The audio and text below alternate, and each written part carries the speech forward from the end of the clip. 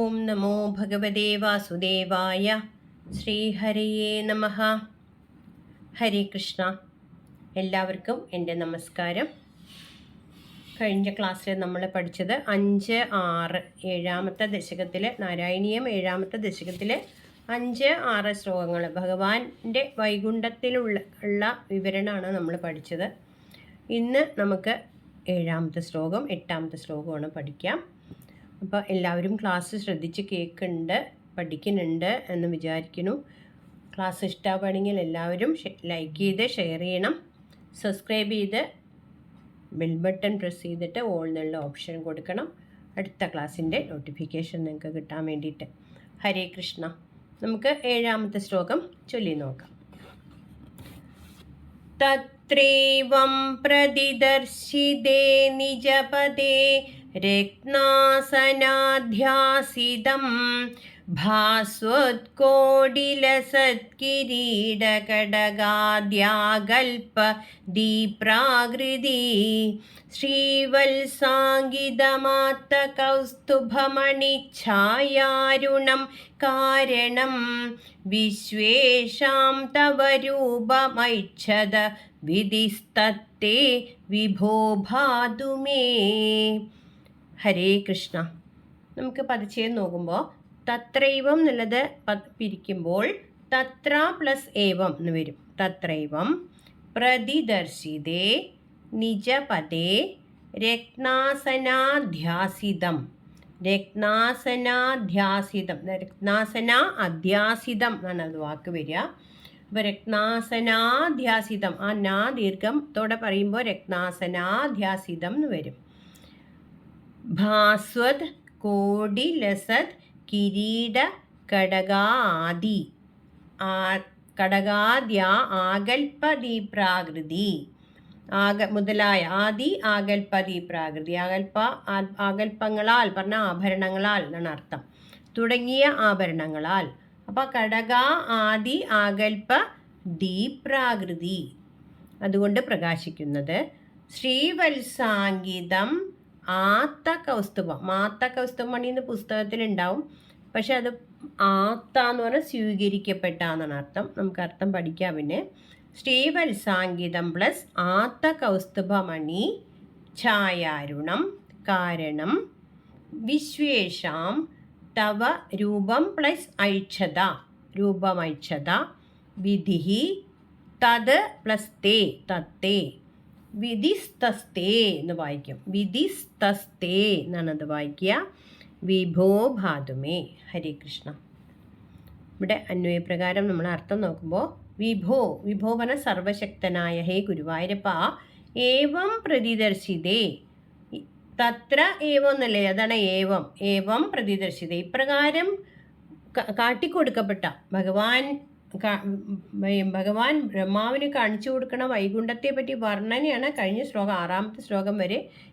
എങ്ങനെയാണ് വൈകുണ്ഠം, അവിടുത്തെ ഐശ്വര്യം എങ്ങനെയാണെന്നൊക്കെ പഠിച്ചു. ഇവിടെ ബ്രഹ്മാവിന് കാണിച്ചു കൊടുക്കണമാണ് പറയണത്.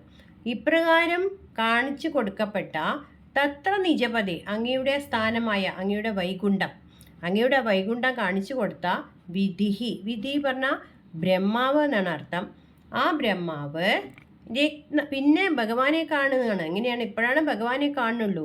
രത്നാസന അധ്യാസിതം, രത്നാസനത്തിൽ സ്വർണസിംഹാസനത്തിൽ അധ്യാസിതമായി പറഞ്ഞാൽ ഇരിക്കുന്നവനായിട്ട് ഭഗവാനെ ഇവിടെ കാണുകയാണ്. അപ്പോൾ ബ്രഹ്മാവ് ഒരു സ്വർണസിംഹാസനത്തിൽ ഇരിക്കുന്നവനായിട്ട് ആ ഭഗവാൻ എങ്ങനെയാണ് ഇരിക്കുന്നത് തെളിഞ്ഞു കാണുന്നില്ല. കാരണം ഭാസ്വത്കോടിലസത് കിരീട കടകാദി ആകൽപദീ പ്രാകൃതി. കോടിക്കണക്കിന് ഭാസ്വൻ പറഞ്ഞ സൂര്യന്മാർ. ഒരു സൂര്യൻ ഉദിച്ചാൽ തന്നെ നമുക്ക് നോക്കാൻ പറ്റില്ല സൂര്യനെ. നോക്കാൻ പറ്റില്ലല്ലോ. അത് ഇപ്പോൾ ഇവിടെ എന്താണ് ഭഗവാൻ അവിടെ രത്നാസനത്തിലിരിക്കുമ്പോൾ കോടിക്കണക്കിന് സൂര്യന്മാർ ഉദിച്ച പോലെ, അതാണ് കോടിക്കണക്കിന് സൂര്യന്മാരെ പോലെ ലസത്തായ, ലസത് പറഞ്ഞ പ്രകാശിക്കുന്ന കിരീടം കടകം മുതലായ ആകൽപ്പങ്ങൾ, കിരീടം അണിഞ്ഞിട്ട് കടകങ്ങളൊക്കെ അണിഞ്ഞ് അങ്ങനെ അങ്ങനെയുള്ള ആകൽപ്പങ്ങളാൽ പറഞ്ഞ ആഭരണങ്ങളാൽ ദീപ്രമായ പ്രകാശിക്കുന്ന ആകൃതിയോടുകൂടി. അപ്പോൾ ഒരു പ്രകാശം മാത്രമേ ഇപ്പോൾ ബ്രഹ്മാവിന് കാണുള്ളൂ, ഭയങ്കര ഒരു പ്രകാശം. ആ പ്രകാശത്തോടു കൂടിയ ഭഗവാൻ ഭഗവാനെ അതിൻ്റെ ഇടയിൽ കാണുകയാണ് ശ്രീവത്സാങ്കിതം, ശ്രീവത്സം എന്ന മറുകുകൊണ്ട് അടയാളപ്പെടുത്തിയതും ആത്ത കൗസ്തുഭമണി ഛായാരുണം, സ്വീകരിക്കപ്പെട്ട കൗസ്തുഭരത്നത്തിൻ്റെ ഛായയാൽ അരുണവർണ്ണമായതും എന്ന് പറയുന്നു. അങ്ങനെയുള്ള ആ വിശേഷാം കാരണം, വിശേഷങ്ങൾക്ക് കാരണവുമായ തവ യത് രൂപം ഐച്ഛത, അങ്ങയുടെ ആ രൂപം കണ്ടു. ഭഗവാനെ മുഴുവനായി കണ്ടിട്ടില്ല, ഇങ്ങനെയുള്ള ഒരു രൂപം ബ്രഹ്മാവ് കാണുകയാണ്. നിന്തിരുവടിയുടെ ഏത് രൂപമാണോ കണ്ടത്, അങ്ങനെ ബ്രഹ്മാവിന് കാണിച്ചു കൊടുക്കപ്പെട്ട ബ്രഹ്മാവ് കണ്ട ഏത് രൂപമാണോ ആ രൂപത്തെ, തേ തദ്രൂപം, അവിടുത്തെ ആ രൂപത്തെ മേ ഭാതു, എനിക്കും പ്രകാശിക്കുമാറാകട്ടെ എന്ന് പറയാണ്. ബ്രഹ്മാവ് കണ്ട അതേ രൂപം എനിക്കും പ്രകാശിക്കുമാറാകണമേ എന്നിവിടെ പ്രാർത്ഥിക്കുന്നു.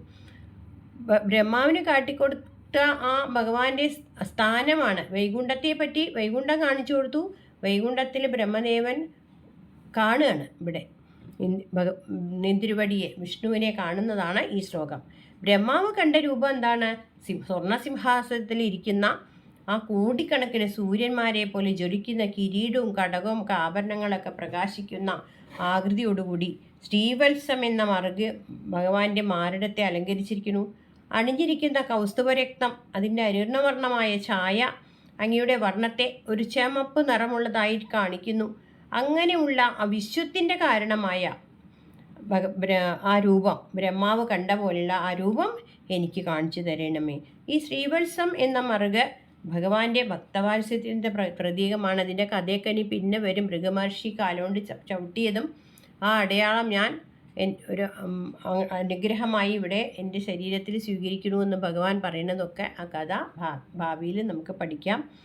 അങ്ങനെ ത്രിമൂർത്തികളിൽ പരീക്ഷിക്കുന്ന ആരാണ് യോഗ്യൻ എന്ന് പരീക്ഷിക്കുമ്പോൾ ഉറങ്ങിക്കിടക്കുന്ന ഭഗവാന്റെ മാറിൽ ചവിട്ടുന്നതും മൃഗമഹർഷി ഭഗവാൻ ആ അലങ്കാരമായിട്ട് മാറിൽ ആ ചവിട്ടിൻ്റെ അടയാളം ഏൽക്കുന്നതുമാണ് അത് ആ ശ്രീവത്സം എന്നുള്ള മറുക്.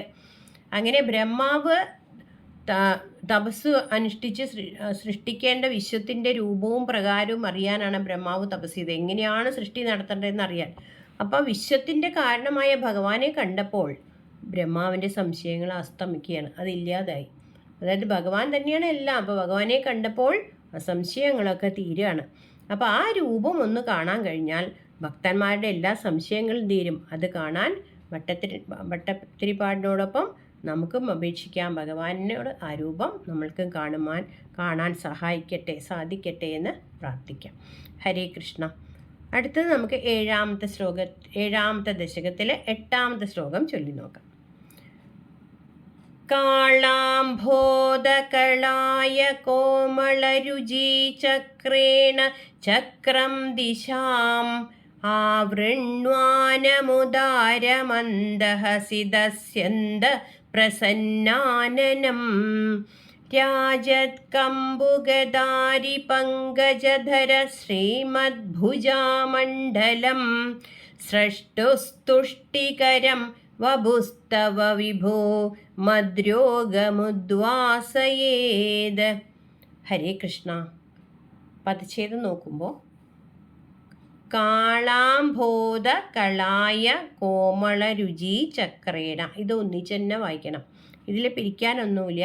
കാളാംഭോദ കളായ കോമളരുചി ചക്രേണ, ചക്രം ദിശാം, ദിശാം ആ ഡാഷിൻ്റെ അവിടെ നമ്മൾ പൂജ്യമായി ദിശാം എന്ന് പറഞ്ഞുകൊണ്ട് രണ്ടാമത്തെ വരി മാവൃണ്വാന എന്നെടുക്കരുത്, പിന്നെ ആവൃണ്വാന എന്നെടുക്കണം. ആവൃണ്വാന മുദാര മന്ദഹസിത സ്യന്ത പ്രസന്നാനനം, ഇതൊക്കെ അന്വയ പദങ്ങളാണ്, ഒന്നിച്ചെന്നെ വായിക്കണം. ആവൃണ്വാന മുദാര മന്ദഹസിത സ്യന്ത പ്രസന്നാനനം.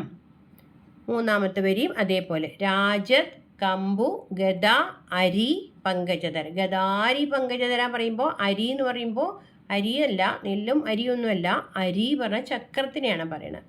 അപ്പോൾ ഗദ അരി പങ്കജ ധര, ഇതെല്ലാം ധരിച്ചത്. കയ്യിൽ ശംഖ ഗദ ചക്രം പങ്കജം ഇത് ധരിച്ചവൻ എന്നർത്ഥം. ശ്രീമദ് ഭുജാമണ്ഡലം സ്രഷ്ടുസ്തുഷ്ടികരം ബഭുഹു തവ വിഭോ മദ് രോഗം ഉദ്വാസയേത്. അപ്പോൾ മദ്രോഗമുദ്വാസയേത് എന്ന് പറയുന്നു. ഇവിടെ ബ്രഹ്മാവ് കണ്ട ഭഗവാന്റെ രൂപമാണ് നമുക്ക് വർണ്ണിച്ചു തരുന്നത്. ഹരേ കൃഷ്ണ. നമുക്ക് അന്വയപ്രകാരം അർത്ഥം നോക്കുമ്പോൾ അത് മനസ്സിലാവും. ഇവിടെ വിളിക്കുന്നത് വിഭോ എന്നാണ്. ഹേ ഗുരുവായൂരപ്പ, കാളാംബോധകളായ കോമള രുചി ചക്രേണ. കാളാംബോധം പറഞ്ഞാൽ എന്താണ്? കാർമേഘമാണ്. കാളാംബോധം പറഞ്ഞാൽ കാർമേഘം പോലെയും. പിന്നെ കളായം, കായാമ്പൂ, നമ്മൾ കേട്ടിട്ടുണ്ടാവും. കായാമ്പൂ നീല പൂക്കളാണത്. മനോഹരമായ ചെറിയ ചെറിയ കൊലയായിട്ടുള്ള പൂക്കളാണ്. അപ്പോൾ അങ്ങനെ കായാമ്പു പോലെ കോമളമായ രുചിചക്രത്താൽ, രുചിചക്രം പറഞ്ഞാൽ എന്താണ്? പ്രഭാവലയം. ഈ കായാമ്പു പോലെയും കാർമേഘം പോലെയുമുള്ള ആ പ്രകാശവലയത്താൽ ദിശാം ചക്രം ആവൃണ്വാനാം, ആ ചുറ്റും എല്ലാ ദിക്കുകളെയും ആവരണം ചെയ്യുന്നതും, ആ വൈകുണ്ഠത്തിലെ എല്ലാ ഭാഗത്തും ആവരണം ചെയ്യുന്നതും ഉദാരമന്ദഹസിത സ്യന്തപ്രസാനനം, ഉദാരമായ, അതായത് സുന്ദരമായ അല്ലെങ്കിൽ സുലഭമായി ഭഗവാന്റെ ആ മന്ദഹാസത്തിൻ്റെ ഒഴുക്ക്. സ്യന്തം പറഞ്ഞാൽ എന്താണ്? ഒഴുക്ക്. ആ ഒഴുകുക എന്ന് പറയുന്നത് ഭഗവാന്റെ പുഞ്ചിരിയുടെ ഒഴുക്കിനാൽ പ്രസന്നമായ ആനന്ദത്തോടു കൂടിയതും എപ്പോഴും ആനന്ദത്തോടു കൂടിയതുമായ രാജത്തായ പ്രകാശിക്കുന്ന കമ്പു പറഞ്ഞ ശംഖ്, ഗദ പറഞ്ഞ ചക്രം, പങ്കജം പറഞ്ഞ താമര, ഇങ്ങനെ ഇതെല്ലാം ധരിച്ചിട്ട് ഈ 4 ആയുധങ്ങളും 4 കൈകളിൽ അതൊക്കെ ധരിച്ചിട്ടുള്ള 4 തൃക്കൈകളോട് കൂടിയ സ്രഷ്ടു പറഞ്ഞ സൃഷ്ടാവിന്, സൃഷ്ടാവ് ആരാണ്? ബ്രഹ്മാവ്. ബ്രഹ്മാവിന് തുഷ്ടികരം, പ്രീതികരം, സന്തോഷം നൽകിയ എന്നർത്ഥം. തവ വപു, അങ്ങയുടെ ആ ശരീരം, മദ്രോഗം, എൻ്റെ രോഗത്തെ, ഉദ്വാസയേത്, അങ്ങയെ കണ്ട ഈ രൂപം, ബ്രഹ്മാവിന് കാണിച്ചു കൊടുത്ത ഈ രൂപം എനിക്കും കാണിച്ചു തന്ന എൻ്റെ രോഗങ്ങളെ ഇല്ലാതാക്കട്ടെ. ഉദ്വാസയേത് പറഞ്ഞാൽ നശിപ്പിക്കണമേ എന്നർത്ഥം. നശിപ്പിക്കട്ടെ എന്ന് പ്രാർത്ഥിക്കണം. അതായത് കഴിഞ്ഞ ശ്ലോകത്തിലൊക്കെ ആ പ്രകാശം, തേജസ്സാണ് ബ്രഹ്മാവ് കാണുന്നത്. ഈ ശ്ലോകത്തിൽ ആണ് നമ്മൾക്ക് കണ്ട രൂപം എന്താണ് ഭഗവാന്റെ എന്ന് കാണിച്ചു തരുന്നത്. ആ സ്വർണസിംഹാസനത്തിൽ നിന്ന് കോടി സൂര്യപ്രകാശമായ ആ കൗസ്തുഭമണിയുടെ അരുണ തേജസ്സും ശ്രീവത്സമൊക്കെ കണ്ടു. തുടർന്ന് ഭഗവാന്റെ രൂപം വ്യക്തമായിട്ട് കൂടുതൽ കാണുകയാണ്. കാർമേഘം പോലെയും കായാമ്പു പോലെയും നീലവർണ്ണമുള്ള ഒരു പുരുഷ രൂപം കാണുകയാണ് ബ്രഹ്മാവ്. അതിൻ്റെ അതികോമളമായ പ്രഭാവലയം എല്ലാ ദിക്കുകളെയും ആവരണം ചെയ്യുന്നു ഭഗവാന്റെ ആ ഒരു പ്രഭാവലയം. അങ്ങനെ ഭഗവാന്റെ ചുണ്ടിൽ നിന്ന് ഒഴുകുകയാണ് ഉദാരമായി മന്ദഹാസം പ്രസരിക്കുന്ന പ്രസന്നമായ മുഖം ഭഗവാന്റെ. ആ പ്രകാശമായ ആ മുഖത്ത് പിന്നെ 4 കൈകൾ ഭഗവാന്റെ. അതിൽ എന്താണ് പ്രകാശിക്കുന്നത്? ശംഖ്, ചക്രം, ഗദ, താമര ഇങ്ങനെ ധരിച്ചിട്ടുള്ള 4 തൃക്കൈകൾ ഭഗവാന്റെ. ആ രൂപം കണ്ടപ്പോൾ ബ്രഹ്മാവിൻ്റെ എങ്ങനെയാണ് സൃഷ്ടിക്കുക എന്നുള്ള സംശയം നീങ്ങി. എങ്ങനെയാണ് പ്രപഞ്ചം ഉണ്ടാകേണ്ടത് അല്ലെങ്കിൽ ഉണ്ടാക്കേണ്ടത് എന്നുള്ള സംവിധാനം സ്പഷ്ടമായിട്ട് ബ്രഹ്മാവിൻ്റെ ഉള്ളിൽ തെളിഞ്ഞു. അങ്ങനെ സർവജ്ഞാന സ്വരൂപിയായ ഭഗവാൻ പ്രകാശിക്കുന്ന മനസ്സിൽ സംശയത്തിന് സ്ഥാനമില്ല, അല്ലേ? ഭഗവാൻ ഉള്ളിലുണ്ടെങ്കിൽ നമുക്കൊരു സംശയവും ആവശ്യമില്ല. അത് നമ്മൾ ഉള്ളിലാക്കാനേ പ്രയാസമുള്ളൂ ഭഗവാനെ. അപ്പോൾ ബ്രഹ്മാവ് സന്തുഷ്ടനായി ഭഗവാനെ കണ്ടപ്പോൾ ദീർഘകാലം തപസ്സിൻ്റെ ഫലം ഉണ്ടായി. അങ്ങനെ ബ്രഹ്മാവിന് കാണിച്ചു കൊടുത്ത ആ രൂപം ഞാനും മനസ്സിൽ കാണുന്നു ഭഗവാനെ എന്നാണ് ഭട്ടതിരിപ്പാട് പറയണത്. എൻ്റെ രോഗത്തെ അവിടുന്ന് മാറ്റിത്തരണമേ എന്ന് പറയുന്നു. ഇവിടെ അദ്ദേഹം പ്രാർത്ഥിക്കുന്നത് രോഗം മാറ്റിത്തരാനാണ്. ഓരോരുത്തർക്കും ഓരോ തരം രോഗമായിരിക്കും. അപ്പോൾ ഇവിടെ രോഗം ശാരീരികം മാത്രമല്ല. നമ്മൾ ഈ പ്രാർത്ഥിക്കുമ്പോൾ വാതരോഗം മാത്രം മാറ്റിത്തരണമെന്നല്ല പറയണത്. ആർക്ക് എങ്ങനെ ശാരീരികമായിട്ടും മാനസികമായിട്ടും ഉള്ള രോഗങ്ങൾ, പിന്നെ അജ്ഞാനം, നമ്മൾക്ക് അജ്ഞാനം മാറ്റിത്തരിക, ദാരിദ്ര്യം, ഇതെല്ലാം പല രൂപത്തിലാണ് ദുരിതം മനുഷ്യനെ ആക്രമിക്കുന്നത്. അതിനെല്ലാം ഒരേ ഒരു ദിവ്യശ്വതം ഭഗവാനെ മനസ്സിൽ പ്രതിഷ്ഠിക്കുക എന്ന് മാത്രമേ ഉള്ളൂ. എല്ലാവർക്കും ഭഗവാനെ കാണാൻ സാധിക്കട്ടെ. മനസ്സിലെ ഭഗവാൻ ഉള്ളിലിരിക്കുമ്പോൾ ഒരു സംശയവും ആവശ്യമില്ല. എല്ലാ അഭിവൃദ്ധികളും എല്ലാവർക്കും ഉണ്ടാവും. അപ്പോൾ ഭഗവാൻ എല്ലാവരെയും അനുഗ്രഹിക്കട്ടെ എന്ന് പ്രാർത്ഥിക്കുകയാണ് ഞാൻ. അടുത്ത ക്ലാസ്സിൽ നമുക്ക് 9ഉം 10ഉം ശ്ലോകങ്ങൾ 7ാമത്തെ ദശകത്തിലെടുക്കാം. ഇത് എല്ലാവരും ചൊല്ലി പഠിക്കണം. പദച്ഛേദം നന്നായി നോക്കി പഠിച്ച് അർത്ഥങ്ങളൊക്കെ ഓർമ്മ വയ്ക്കാൻ നോക്കണം. ഹരേ കൃഷ്ണ. എല്ലാവർക്കും നല്ലത് വരട്ടെ എന്ന് പ്രാർത്ഥിക്കുന്നു.